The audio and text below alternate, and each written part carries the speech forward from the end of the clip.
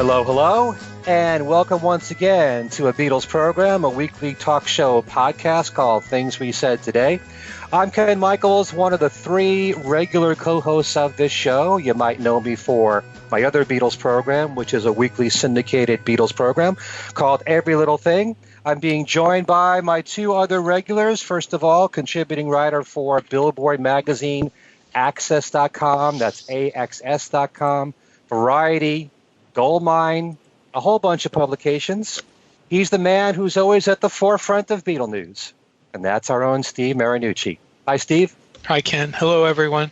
Wasn't that a good introduction? That was beautiful. That was fantastic. Thank you. The forefront. Forefront. Okay. And also, we have the author of the book, The Beatles from the Cavern to the Rooftop, and also for the ebook, Got That Something, How the Beatles, I Want to Hold Your Hand, Changed Everything. Also a contributing writer for Beatle Fan, many years at the New York Times in their classical department, and writing for a lot of different journals, especially the Wall Street Journal. And that is our own Alan Kozin. Hi, Alan. Hey, Ken. Hello, everyone.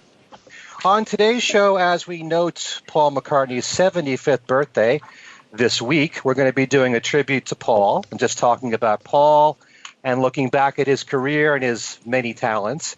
But before we do that, we have a little bit of Beatle news to get underway. First of all, I'm sure that you must have heard that John Lennon's iconic song, Imagine, was named Song of the Century by the National Music Publishers Association. And this was at an awards ceremony last week for which Yoko and Sean attended.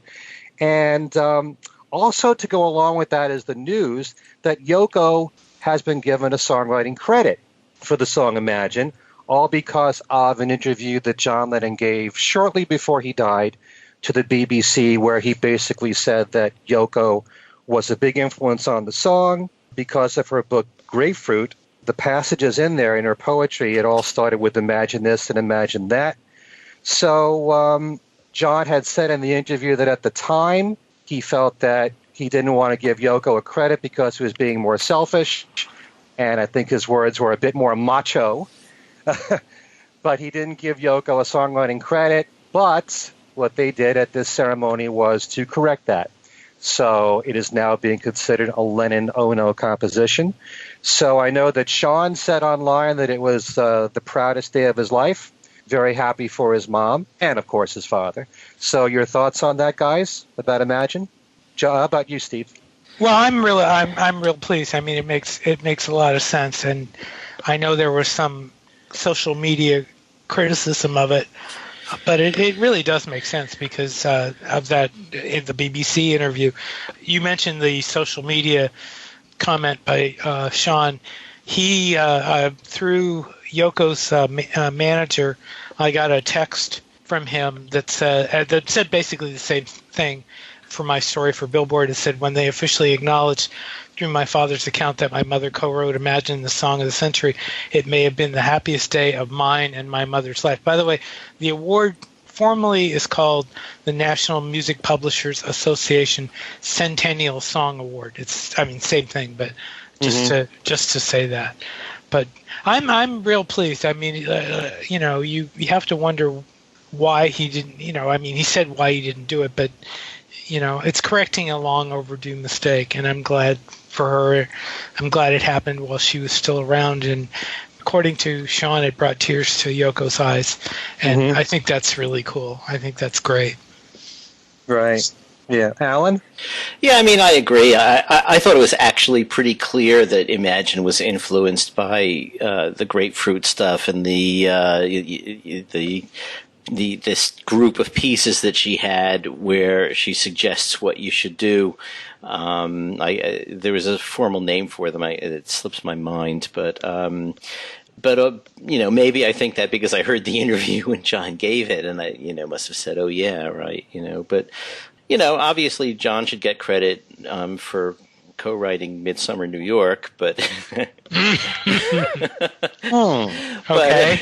Yeah, I mean, look, the two of them didn't share credits the way, say, Paul and Linda did early in the Wings days. I mean, a lot of those songs on Ram and other early albums are listed to as both of them, and Paul actually made a point of that being the case because his publisher sort of challenged it. But in this case, yeah, I mean, it's obvious that John was influenced by what she was doing. And he said in that interview as well that apart from coming up with the concept, she came up with some of the lyrics. You can't be more plain than that in terms of whether she deserves a writer credit, right? So I think it's really nice. I think it speaks to what their creative relationship was, and I'm glad they did it.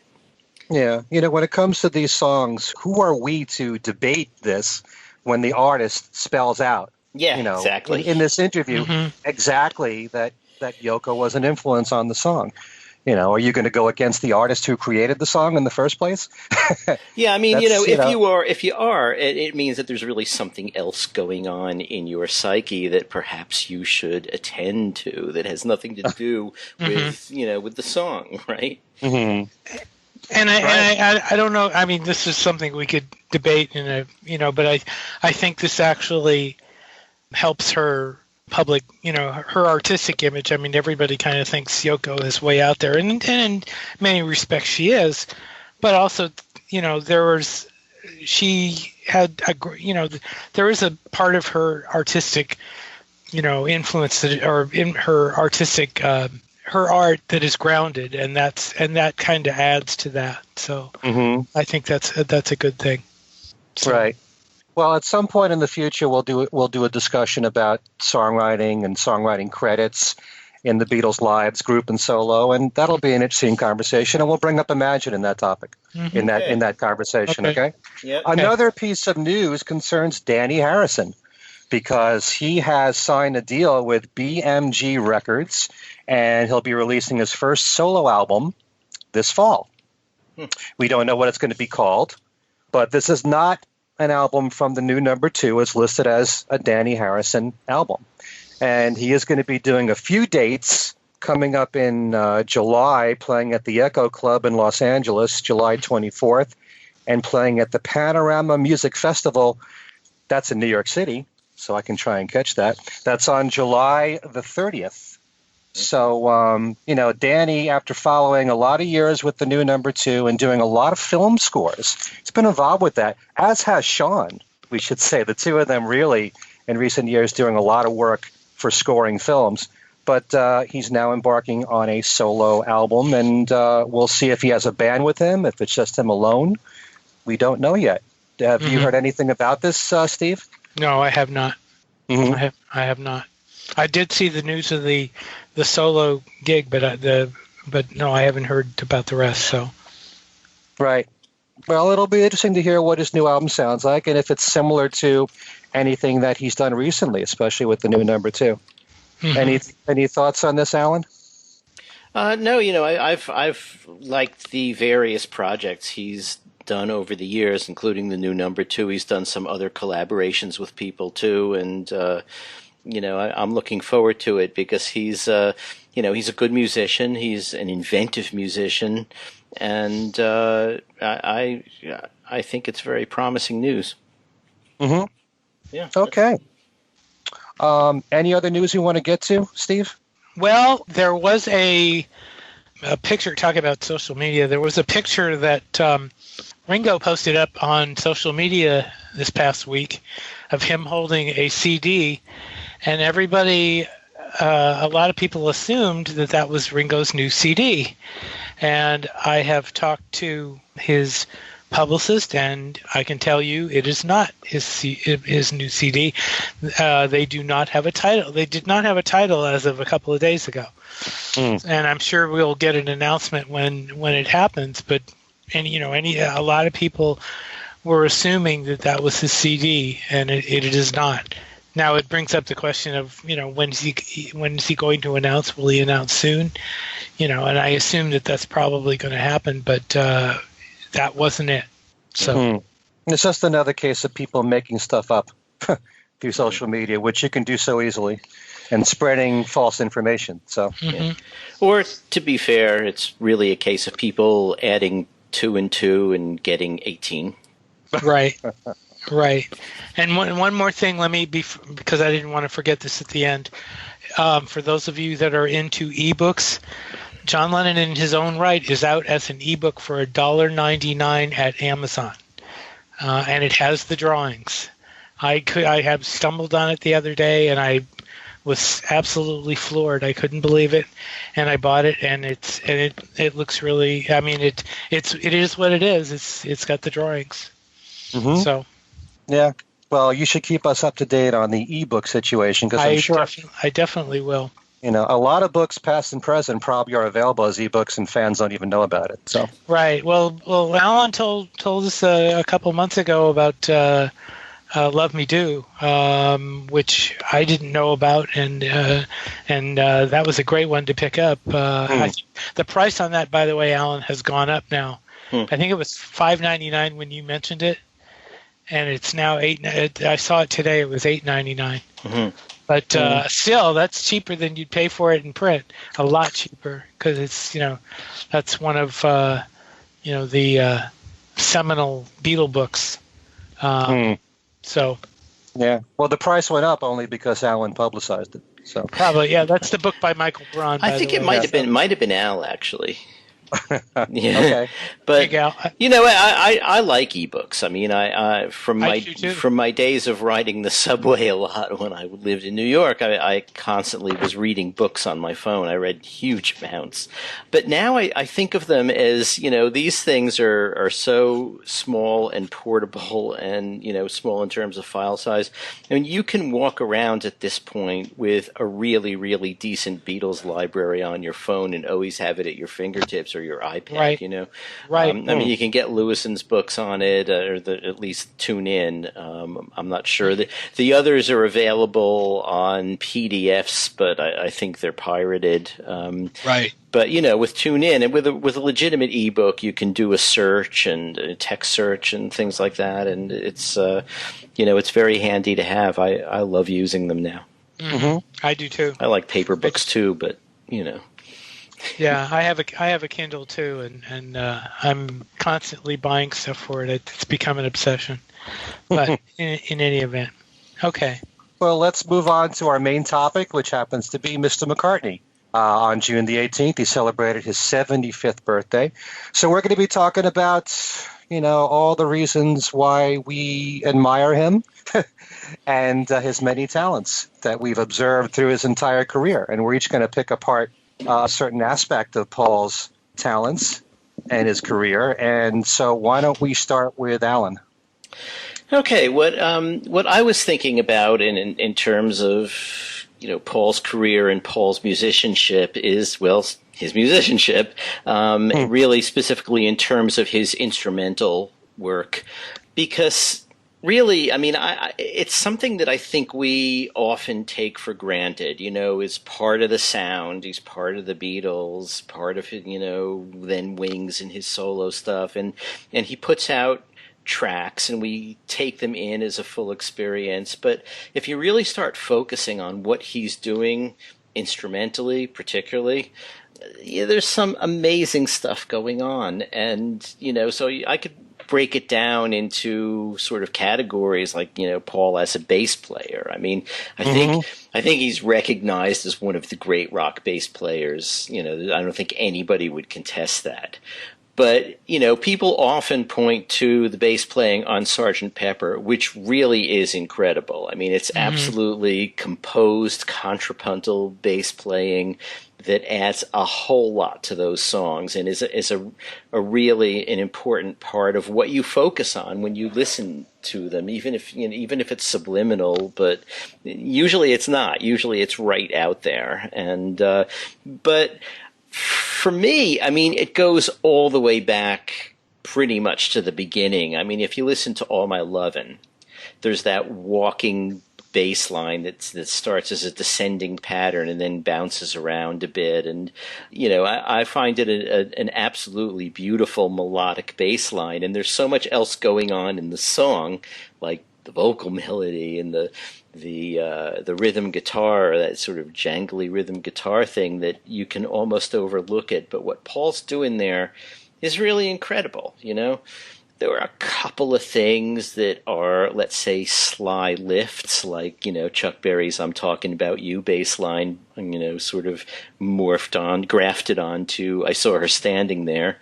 And, and some other things too. I mean, you get him referring to the bassists he admires sometimes. There's another one, and people actually pick up on him too. I mean, "Drive My Car," particularly the bass line, started out, I believe, as an Otis Redding riff. Okay. Right.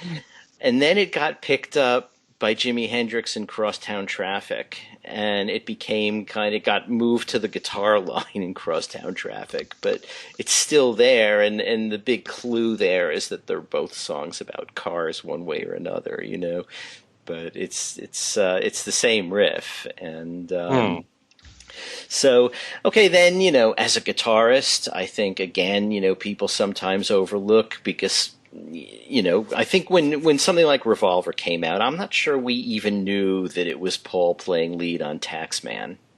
But, once we found out that, and some of the other guitar lines, I mean, he'd been playing lead guitar on several songs until then.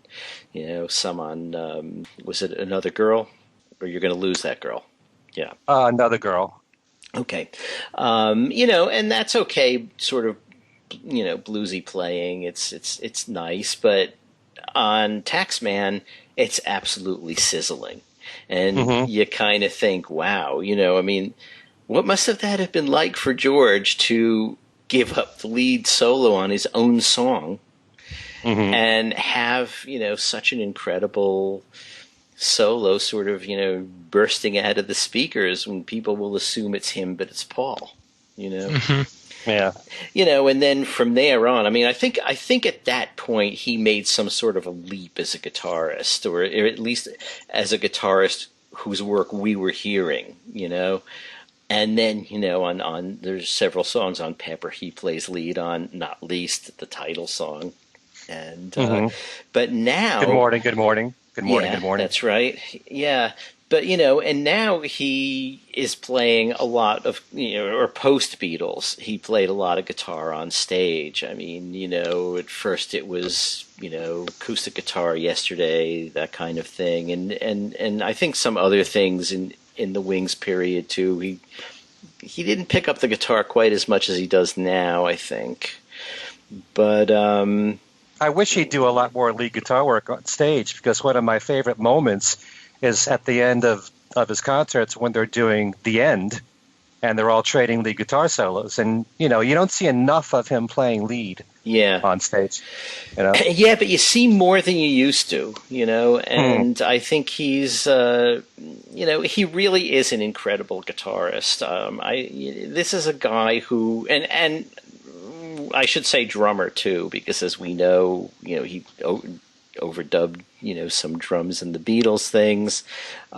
He had plenty of suggestions for Ringo about things that he wanted.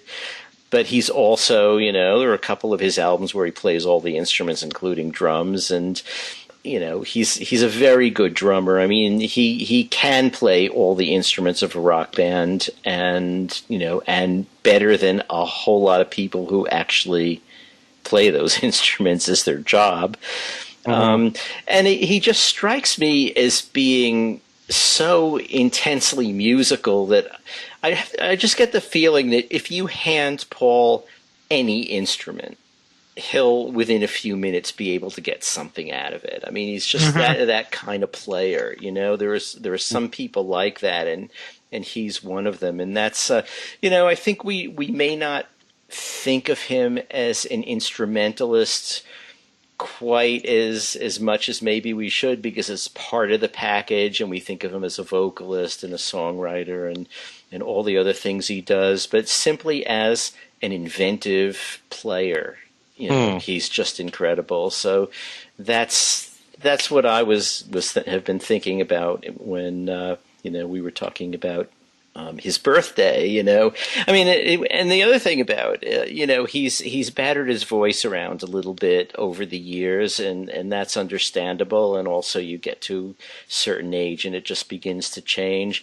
But his instrumental chops, there's no aging there at all, from what I can see. Mm-hmm. Yeah. Yeah, I got a couple of questions based on what you just said. And actually, one of the things that I love Paul does as a songwriter, which he doesn't do that often these days, is when he writes counter melodies in his songs. And great examples of that would be like Silly Love Songs. You've got three melodies going on at the same time in the song. Wanderlust, there's two melodies going on at the same time. I sometimes wonder, because you just put this thought in my head, Alan, because of the fact that as a bass player, he writes melodies that are not the same as the melody of the song. Right. That probably it gives him this skill to think of something else that fits along with the main melody. And like I can't even imagine a song like Lucy in the Sky with Diamonds without that bass line. Right. It's got a very floating bass line, which doesn't sound like the melody. It's different from the main melody of Lucy in the Sky. So I think maybe his skill of writing counter melodies, and he's done this a lot, though not in recent years, but, I think maybe the fact that he's a bass player probably helped him to achieve that skill. Yeah, I mean, I don't know if this has any bearing on it at all, but when you study counterpoint and you study, Bach, who was really the master of counterpoint, the first thing, I mean, you look in a lot of Bach music, and basically all there is the bass line with a bunch of numbers underneath it, which indicate what the harmonies are above it, and you would fill them in based on what those numbers are, but you have some voicing choices. But the bass was always crucial in that kind of counterpoint. And, it's probably completely coincidence, but maybe not. Maybe the fact that he is such an inventive bassist, and the bass was really, for a lot of rock music, sort of accompanimental and easy. Basically a lot of people just outline the chord or just play the roots, but he was never someone who did just that, it's always been more.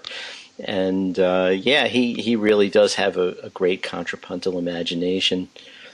Yeah. Do you know if when he did the bass line, the walking bass line that you are referring to in All My Love, and was that something new for rock, or was that something that had been done before? It's hard to say. I mean, maybe some of the Motown guys did stuff like that. In a lot of the sort of top 40 pop kind of rock, there wasn't a lot of that going on. There wasn't a lot of inventive bass playing. It's very possible. Where it was happening was in Motown, and we know that he listened to that. But so it's hard to say whether he was absolutely the first, but for his peer group, he was doing something that nobody else was really doing. Yeah. What did you think of his drumming? Because there are, a lot of examples in his solo career in particular. I mean, I love the drumming on songs like Hell on Wheels. Yeah. It's simple, it's basic, but it's got a groove that fits. Yeah, I think he's quite a good drummer. I actually saw him drum once. I think I might have told this story, but there was in 1989 there was a round table, a press round table at the Lyceum in New York, and while we were all sitting there waiting for the round table to begin, Paul came out and sat at the drum set and played kind of a reggae kind of groove. Then Linda came out and played guitar. I can't remember what everybody else was playing, but basically everybody picked up an instrument that was not their normal instrument to play in the band, that 1989 band.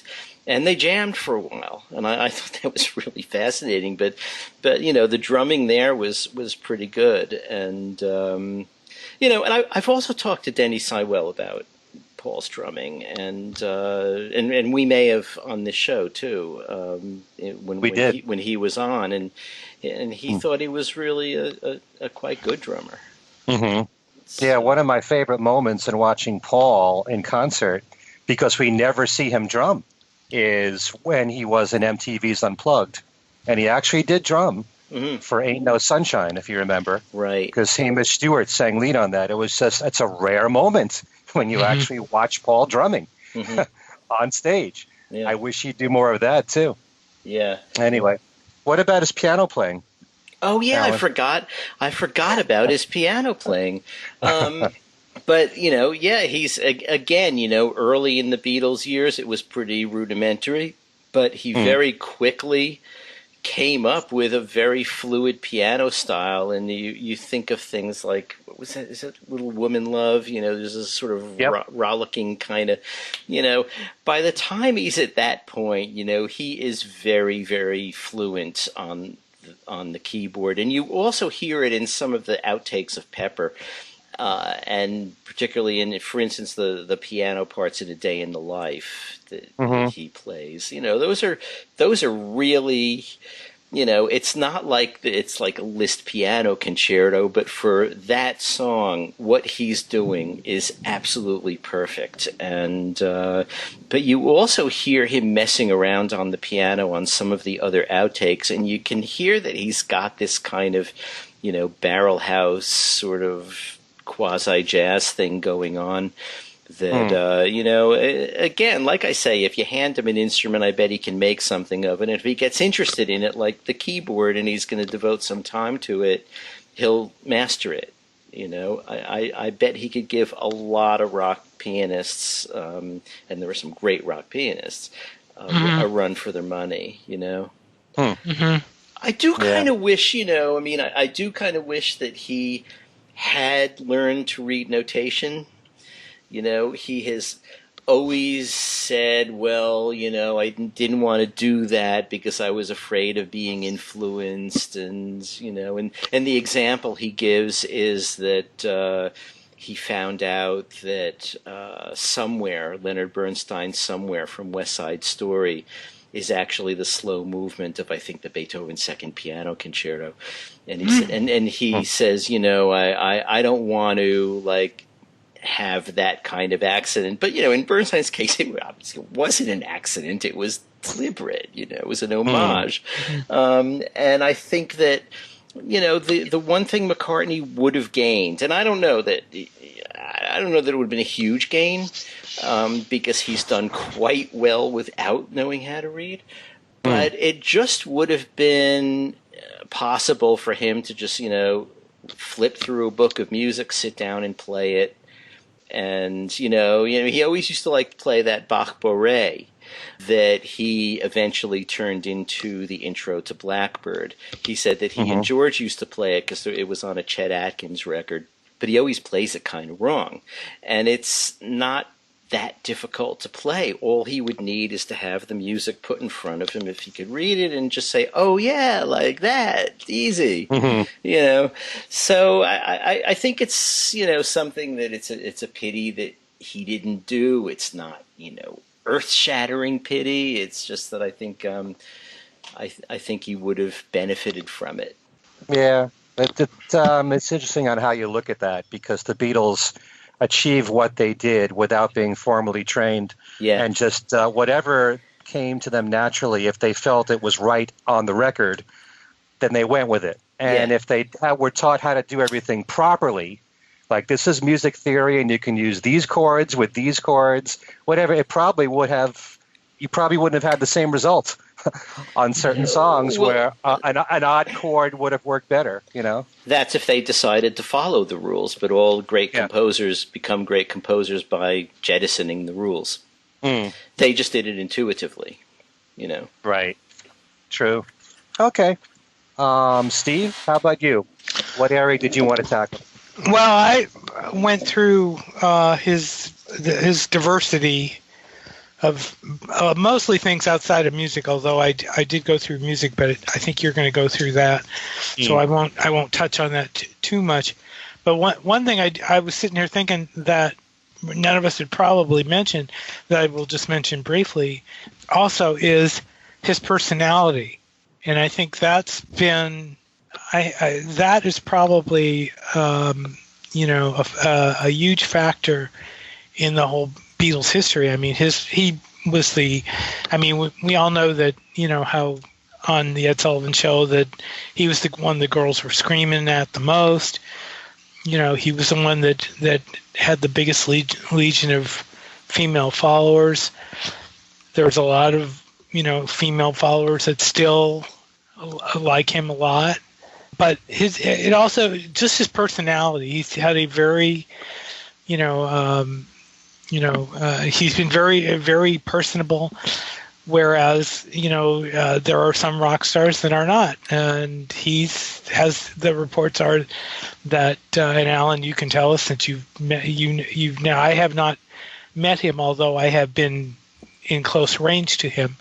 That he seems like a very nice guy, which doesn't always happen in rock and roll. Right. And he's apparently stayed that way, pretty much. So, do you want to comment on that, Alan? Yeah, what he is incredibly good at is, first of all, he just knows that someone coming in to interview him for the first time or meet him is really going to be nervous because he knows who he is, and he knows they know who he is, and it's, you're just going to be nervous. He puts you immediately at ease. He is funny and loose and friendly, and he also has this incredible talent among that you don't see that much among interviewees, but some are really good at it. He is absolutely the best at this, which is making you feel, even though you know intellectually that this is absolutely not the case, he makes you feel that what you have to ask him and what you may have to say in comments in between, and that the discussion you're having at the moment is the most important thing to him at the time. Now, you know that it's not. You just know it's not. But he is so good at putting you at ease that's what you feel. You feel like, wow, I was sort of scared about this, but it's like we're pals, but you're not pals. But it's, he really is exceptionally good at that, and that's a skill. That when you talk about it being his personality and him being the one the girls were after and all that, and John used to characterize it as like he's the PR guy. Well, maybe yes, maybe no, but it's a skill that not everybody has, and among performers. I mean, some performers are, just outright, nasty. And if someone could be full of himself, it could be, he would have reason, and he doesn't behave that way. And that's, I'm sure there are people who've seen a different side of him. But, if you anger him in some way, you're going to know it. But yeah, I mean, as someone to have a chat with on friendly terms, it's just really an incredible experience. Okay. Yeah. Some people call that the PR side of him. Other people call it the professional side of him. Yeah. And he always makes you feel good about yourself after an interview's done. Yeah. You always walk away feeling, Even a non-interview. I mean, we've all kind of had. I think we've all kind of had encounters with him. Alan, you've talked to him. I mean, I know at the Walk of Fame when I was standing practically right next to him. I mean, he was really, he's really cool. I mean, there were people all over, people screaming at him, fans yelling things at him, and he was playing it very cool. He was very nice. In fact, it was that day that somebody had brought a replica of the Hofner bass guitar, and he saw it, and he motioned for it, and he signed it right in front of the fan. Right. In fact, he was standing in front of me when he signed it. But I mean, that was very cool. That was a very nice thing to do. So, but anyway, that wasn't the. I mean, that was something that I didn't think we would mention that we probably should. But I just wanted to mention some of his diverse, outside of music. I mean, the list, and I couldn't believe in going through and doing the research, trying to look up stuff for the show, all the stuff that has happened to him. He's been an artist. I mean, you can, and before I preface this, you can judge up and down whether all this stuff is good or not. That's not what we're going to do. Is we're just mentioning. I mean, he has done so many different things. He's been an artist. You mean like a painter? Like a painter. Yeah. Uh-huh. He has a long history of avant-garde music, which I assume you're going to get into, right? Are you going to get into that? Somewhat. Yeah. Well, I mean, the one thing I think for Beatle fans that they think about a lot is Carnival of Light, which we talked about with Bruce Spitzer a couple weeks ago, who has heard it, by the way. And if you didn't hear that show, you should go back and listen to it, because he does talk about what the song sounds like. He actually did a collaboration with Yoko. He was on stage with Allen Ginsberg. He was co-founder of LIPA, Liverpool Institute of Performing Arts, which just recently again had a graduation. He's done poetry. He's been a book author with High in the Clouds and Urban Fairy Tale. He's done animated films, Rupert the Frog and the Frog Song, which is one of my all-time. I love that film because of the music. The music is wonderful. Tropic Island Hum is another one. He did Daumier's Law about Honoré Daumier. That's another one. He's produced documentaries. He produced and hosted the Real Buddy Holly story. He has been an activist, and this, I mean, I think people are. I say that word, and everybody kind of first thinks of vegetarianism, but he also has been a longtime supporter of people for the ethical treatment of animals. He has been involved with the Humane Society, with the World Animal Protection, and David Shepherd Wildlife Foundation. He's been a big advocate of animal rights. With Heather Mills, he was a big he was into Adopt a Minefield. He has also joined the Artists Against Fracking that Sean Lennon and Yoko Ono are very much a part of. He was instrumental in starting the concert for New York City in 2001, and he headlined that. He also was part of. He was not I don't think he was the founder of it, but he was part of the Concert for Sandy Relief. And we can't forget he has been knighted, just named a companion, which we should have mentioned in the news, but he was just, his knighthood was just upgraded. He was named a fellow at the Royal College of Music. He was given, he was a recipient of the Kennedy Center Honors. He was inducted into the Rock and Roll Hall of Fame. The President Barack Obama gave him the Gershwin Prize, which is the highest prize a musician can receive in America, in 2010. And that's just running through the list quickly. I mean, there's a man that has been honored and has, stepped out and done all sorts of stuff. And I mean, the amazing thing is that, he continues to do it. So, yeah, it's a good thing you have that list, because if I just had to come up with things off the top of my head, I'd come up with some of it. But there's so much that the man's done that you can easily overlook. Mm-hmm. And I just remembered one thing you didn't say, and only one thing. There's probably more, that he supported Friends of the Earth. Okay. During the 1989-90 tour. And he's been, a big advocate, for saving the environment through the years. Mm-hmm. So, yeah. I also forgot Super Furry Animals, Liverpool Sound Collage, which was actually done with Peter Blake. That was on my list here. For people who are interested in his stuff away from the Beatles, there's a great ebook. It's an ebook, and I'm not sure if it's a paperback. I know I have it in ebook form. That I got it from Amazon. It's only like $4.99 or something. It's called The Unknown Paul McCartney by Ian Peel, and he goes through all of that stuff. And there's a discography at the end, and it's an excellent book. It's very well detailed. So, okay, there you go. Very Your turn. Good. Your turn, sir. Well, when I think of Paul McCartney, there's a lot of things I think about, but most of all, I think about his diversity and how eclectic he is musically. And for some people, that may not be a big deal. Not everybody has varied tastes.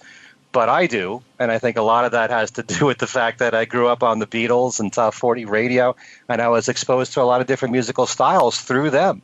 So I credit the Beatles so much in just educating me to so many different styles of music. And I have to thank Paul most of all for that. I just wrote down a whole bunch of different styles of music that he has been working with through his career, Beatles and solo.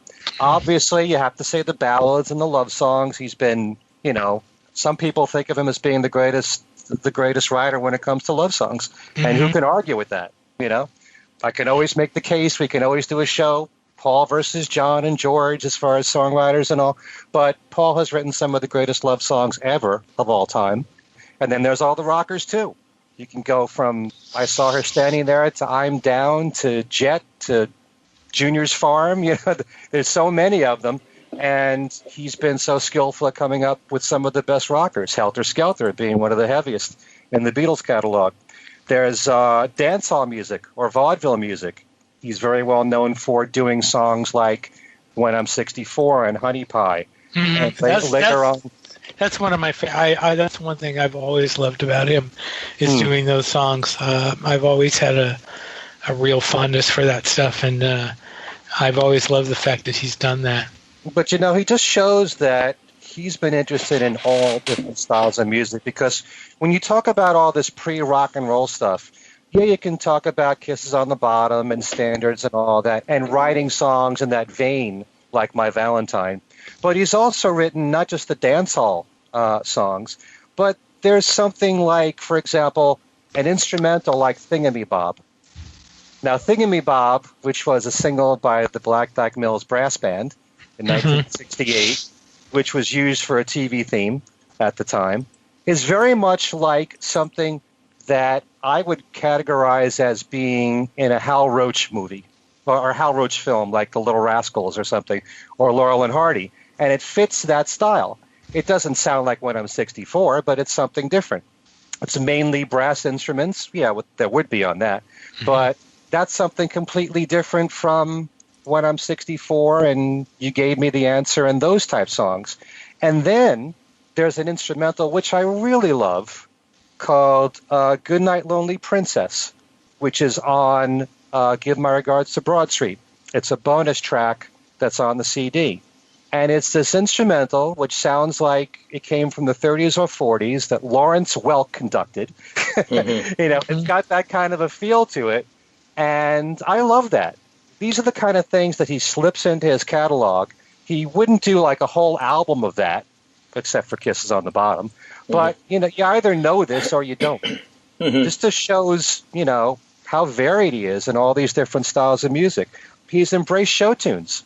Not only with the stuff from Kisses on the Bottom, but going back to Till There Was You and A Taste of Honey and singing Over the Rainbow live in concert.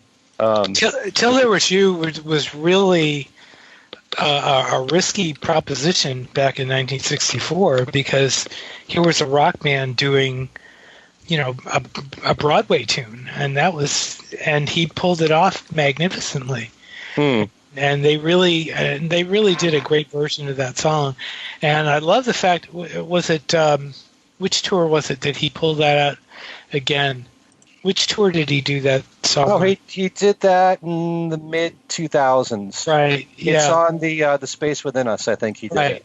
Right, and that version was great. It was wonderful, and it really showed that he could still, not only could he still do it, but he did a great job with it back then. And so, yeah, I mean, the idea that a band, a rock and roll group would do something like Till There Was You, I mean, it was obviously done to appeal to the parents in 64, but it worked in more ways than one, I think. So, well, I think early on the Beatles tried so many different styles to appeal to a broad audience. And I think Brian Epstein wanted them to continue that way. Right. Which is why when the Decca Audition recordings happened, he wanted them to showcase all these different styles of music and include a few originals in there. So, yeah. Also, you got to bring up all the classical music that Paul's done. You go back to the Beatle days, and you've got songs like, obviously, Yesterday and Eleanor Rigby. and She's Leaving Home that have classical arrangements to them. But then you have to go even further and go into all of his classical music in his solo career, like the Liverpool Oratorio and Standing Stone, which is very different in style to me from the Oratorio. Mm-hmm. And then there's also different classical pieces that he's done for specific instruments. Right. There was actually, and he's never released this, but I think that concert that he did with Elvis Costello, where he performed a few songs with Elvis, where I think it was to honor the Queen. I'm not sure. I don't remember all the details. But there was a performance of one of his classical works at the time called Stately Horn, which was all horn instruments. Isn't that on Working Classical? No. It was not included on there. No. Oh. I think I accidentally taped it when it was performed at Carnegie Hall. Oh, okay. Mr. Cozen. Don't know how it happened. What's the title again? I'm looking at Stately Horn. Yeah. No, it is not on Working Classical. So, there you go. And there's even, in recent years, he's composed classical music for guitar only, which hasn't come out officially. And he wrote a guitar concerto, too. Yeah. So, I mean, he's always dabbling in everything. You can't just say it's classical music because, there's different types of classical music to write for specific instruments. Mm-hmm. So he's even done that. Then you get into the experimental side of Paul. You can go back to, like Steve was saying, Carnival of Light. And I actually look at certain tracks throughout his solo career as being experimental in its own way, improvisational, like Crina Crory from the first McCartney album, which I find a fascinating track. I personally do. I don't know how you guys feel about it. But something like that, which you probably wouldn't expect to hear from Paul. But, like we said, he's dabbled in everything. A track like Loop, First Indian on the Moon, I think is very experimental for that time. Doing all the stuff on Press to Play, the electronic stuff. Moving on to The Fireman, which the first couple of albums was all ambient music. And not exactly what I would call, I don't know how many people actually like ambient music, because it's not commercial. It's not melodies that stick in your head, but serves a purpose, and you could consider it background music. There may be a lot of people listening who enjoy that. And then you move on to Electric Arguments, which to me was pretty much a continuation of some of the stuff that Paul had already done on Press to Play, and even on, Driving Rain, with Giving Up Talking. So you've got all these electronic sounds that Paul was doing as far as experimentation is concerned. You were talking, Steve, about the songs he did for animated films. Another side to him altogether. We all stand together. Some people make fun of him for that song. I thought it was brilliant. Oh, I did. I love that song. I think that's a darling. Well, I like that whole animated film. I think it's a darling film. Yeah. So. Well, not just that, but Tropic Island Hum, like you mentioned. He has this gift for. It's very Disney-esque, the stuff that he was writing for these films, and it fits the film. It suits a purpose, and it works perfectly for what he's striving to do here. Mm-hmm. So, I wish he'd do more of that. And we've been hearing about this full-length animated film, High in the Clouds, which you were just talking about, Steve. So there's supposed to be a full soundtrack for that, which I'm curious to hear. Mm-hmm.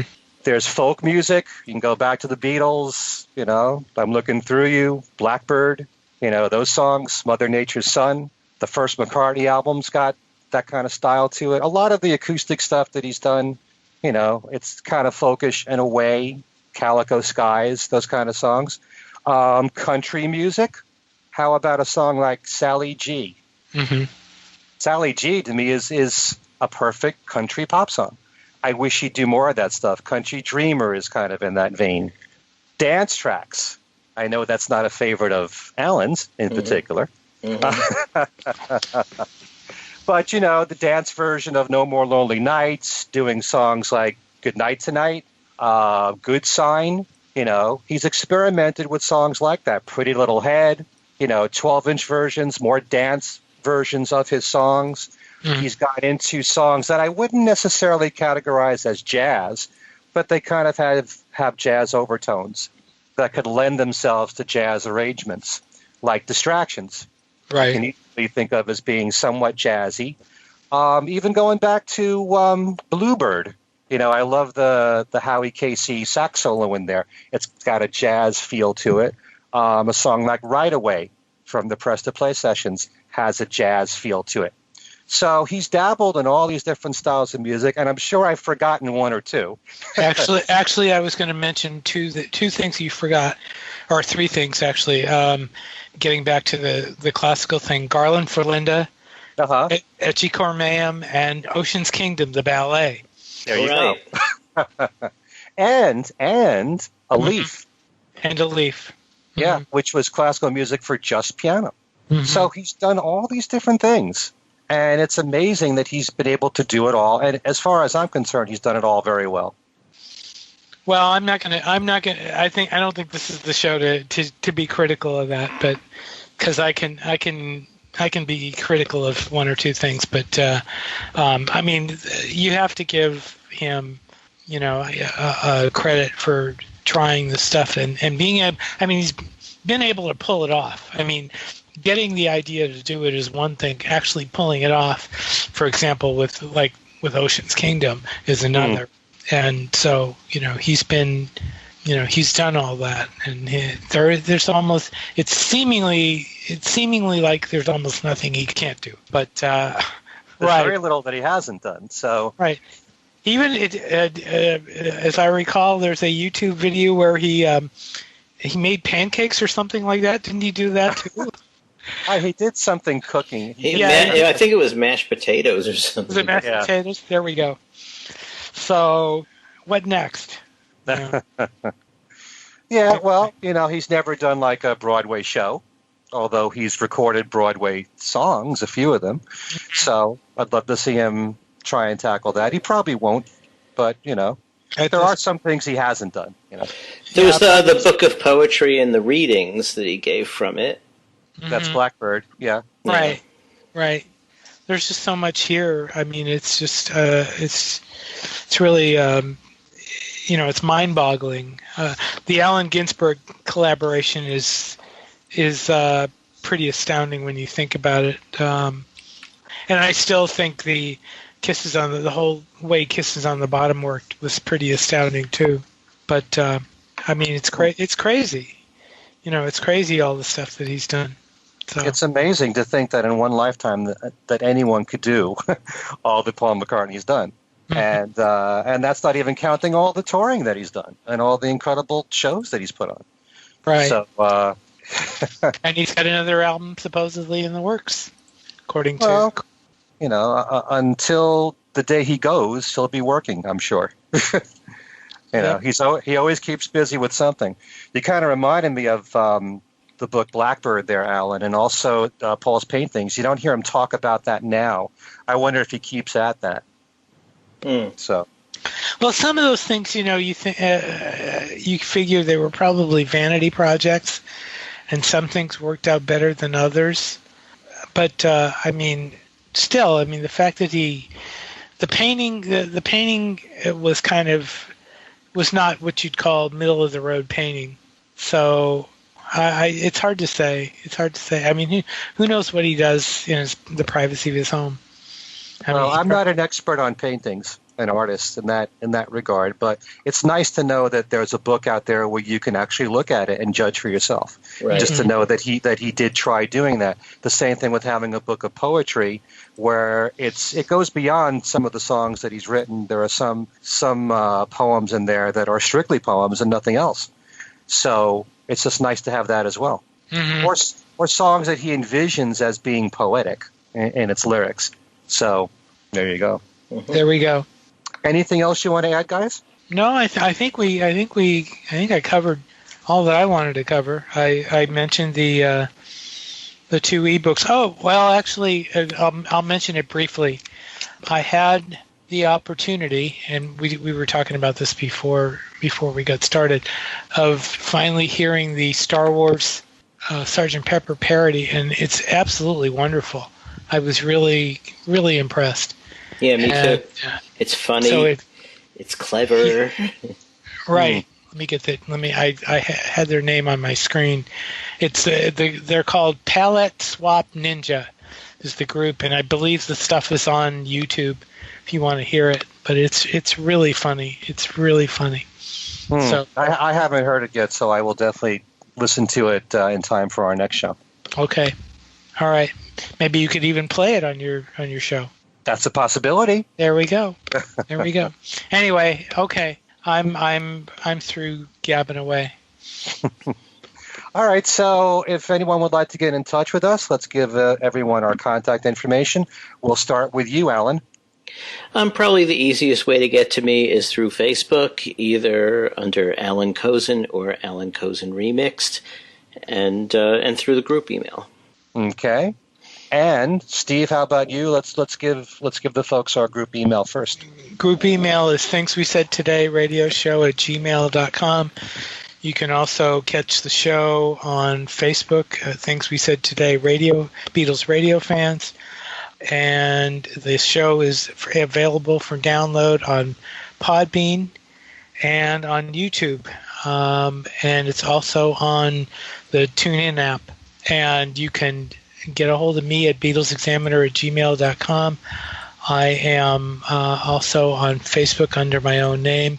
I have a Beatles group called Beatles News and Information that is growing by leaps and bounds. And so anybody that wants to talk about Beatle issues, feel free to join in. And there we go. Yeah. And by the way, I just want to thank everyone who's written to us, whether it be through Podbean or YouTube or the email address. We're getting more and more emails, and it's great to hear your responses to our shows. And I think maybe if we could, maybe we'll make it a regular feature to respond to some of your letters or your comments about the show. You know, we're getting more and more of them. I can't believe our audience has grown so much on YouTube in particular. Have you noticed that? Yes, I have. I have quite a bit. So thanks to all of you who have written to us. As for me, my email address is everylittlething@att.net. And I just want to mention, because so many people wrote in with my last contest, I couldn't get over it. I had a special contest on my website where I was giving away 3 vinyl albums, and they're all double albums. Sgt. Pepper with the bonus disc of outtakes, every song from Sgt. Pepper in the same sequence, the Flowers in the Dirt double album, with the bonus disc of Paul and Elvis acoustic demos, and George Harrison's Live in Japan. I'm doing one that's almost exactly the same right now. I'm giving away Sgt. Pepper, Flowers in the Dirt, and George Harrison's Dark Horse album, all on vinyl. It's all 180-gram vinyl, and it's all from Universal Music Enterprises. So if you want to find out how to win, you go to my website, which is kenmichaelsradio.com. And also, I do have Bruce Spizer's new book to give away on Sgt. Pepper, The Beatles and Sgt. Pepper, A Fan's Perspective, which is now part of my one of 9 prizes on my Beatles Trivia and Games page, which you can play every single week on my website. Again, that's at kenmichaelsradio.com. All right? So this has been great, and our special birthday tribute to Paul McCartney. And for Steve Marinucci and Alan Kozin, this is Ken Michaels saying thanks so much for listening, and we will see you next time.